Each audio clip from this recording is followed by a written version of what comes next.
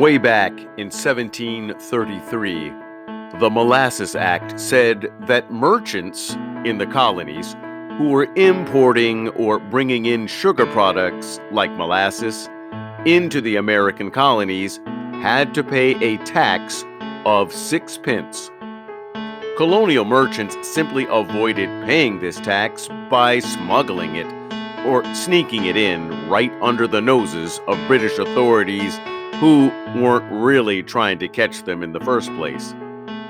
However, immediately after the French and Indian War in 1764, British Parliament decided to make some tweaks, revisions, modifications, alterations, changes to that old unenforced Molasses Act.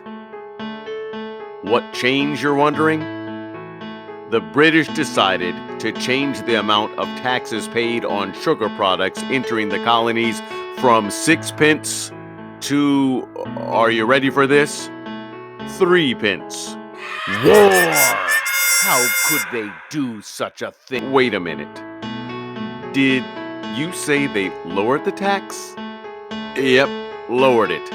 Instead, the British decided they would actually enforce the payment of the tax. They'd crack down on those who were smuggling or sneaking sugar products into the colonies and make them actually pay. While Great Britain was at war with France during the French and Indian War, the number of British soldiers living in the 13 colonies increased.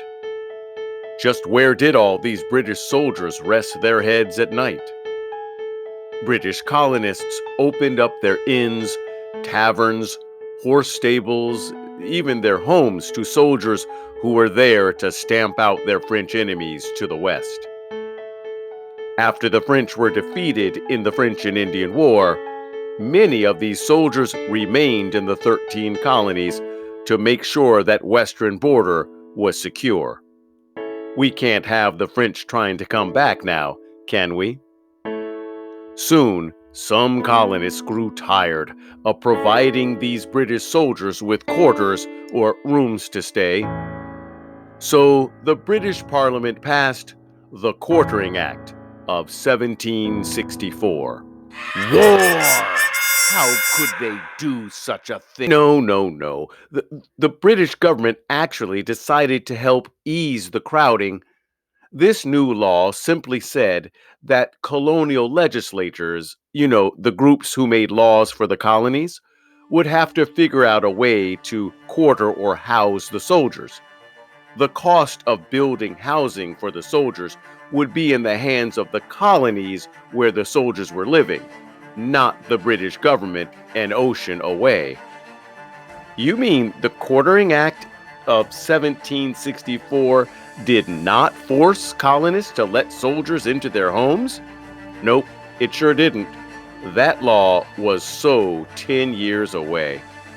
So far, none of these acts or laws had done much to raise revenue or bring in money so Britain could pay off its post-war debt. Right, remember that after the French and Indian War, Great Britain, the heavyweight champion of all European empires, was broke as a joke. To raise revenue, Parliament passed the Stamp Act. This was a new tax on printed paper, mainly legal documents, newspapers, playing cards, and even dice. Printed paper required a stamp to show the penny or less tax had been paid. After passing the Stamp Act, Parliament moved on to taking care of more important matters facing Great Britain. Let's place ourselves in the shoes of Great Britain for a moment, shall we? The 13 colonies by the mid-1700s were rich and getting richer. We know this because of the big money colonists were spending on British goods like fancy clothing, fabrics, hats, wigs, elegant teapots. The numbers of colonists continued to increase by leaps and bounds, and the average household income was greater than families living in Great Britain. These same colonists also benefited by having the French not around anymore. And the colonists living in the 13 colonies were paying very lightweight taxes when compared to the people living in Great Britain. The average British citizen who lived in Great Britain paid 26 shillings per year in taxes. Compare that to the 1 shilling per year paid by colonists living in New England. Did I mention that many colonists were becoming wealthy? And they were very proud to be known as British subjects. What trouble could a halfpenny tax cause? I mean, I don't care what century you're in, a halfpenny is a halfpenny, not exactly an economic backbreaker. Since taxing the 13 colonies wasn't really anything new, Hat Act of 1732, Molasses Act of 1733, the Iron Act of 1750, I mean, the Stamp Act was nothing to stamp your feet about or lose any sleep over, right? It took 6 weeks for the news of the new tax on printed paper to reach the colonies, and when it did, war! How could they do such a thing? No, nothing like that. More like, meeting! Let's have a meeting! The Stamp Act Congress met in New York City. The Stamp Act Congress was made up of delegates or representatives representing 9 of the 13 colonies, and they met to declare war! How could they do such a thing? Oh my gosh. No.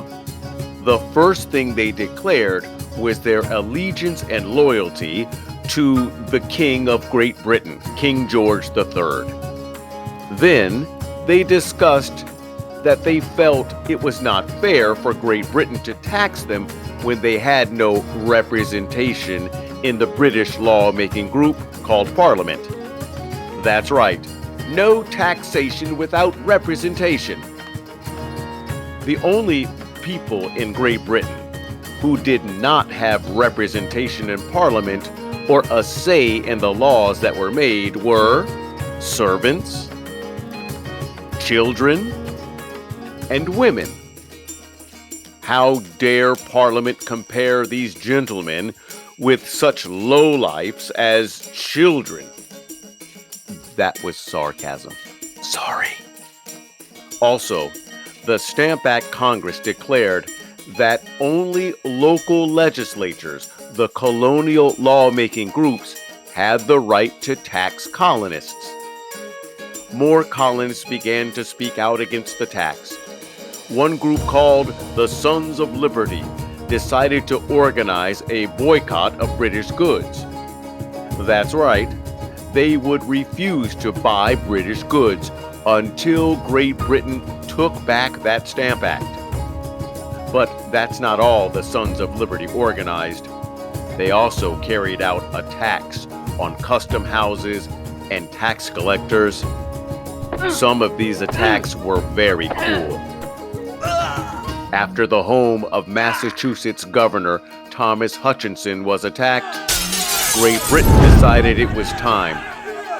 And can you guess what the mighty British decided it was time to do? That's right, repeal the tax. War! How could they do such a thing? Wait. Repealed, like canceled. Like the colonists don't have to pay the tax anymore? That's right. Oh, jolly good. Oh, well then, have a nice day. And, sorry about the mess. The British wanted to make sure the colonists didn't get things twisted. The Declaratory Act of 1766 declared or stated clearly that even though the Stamp Act had been repealed, Great Britain was still the mother country, and therefore had the right to tax or pass any law over its colonies. Just as the Declaratory Act had warned, Great Britain and Parliament did, in fact, place more taxes on British colonists in America. The Townshend Acts of 1767 placed taxes on goods like glass, lead, paint, paper, and tea. It must have felt like everything in the entire town was taxed. Get it? Townshend Acts? Everything in the town. Oh, anyway, sorry. The Townshend Acts once again caused some of the colonists to lose it. Some protests were violent, while some were more organized. Yes, here comes another boycott. Women in the colonies created the Daughters of Liberty. This group supported the boycott of British goods by holding spinning bees, where they would spin cloth to replace the cloth and clothing that was no longer being purchased from Great Britain. I guess you could say the Daughters of Liberty were a spin-off from the Sons of Liberty. Ouch. After losing money again, Great Britain decided it was time for war. How could they do such a thing? No. A time to repeal or cancel all of the taxes placed on the colonists by the Townshend Acts. All, of course, except one, the tax on tea. You know, these American colonists love their tea. After all, they are British, and no one British would ever boycott tea. I mean, what on earth could ever replace this hot and caffeinated, delightful drink?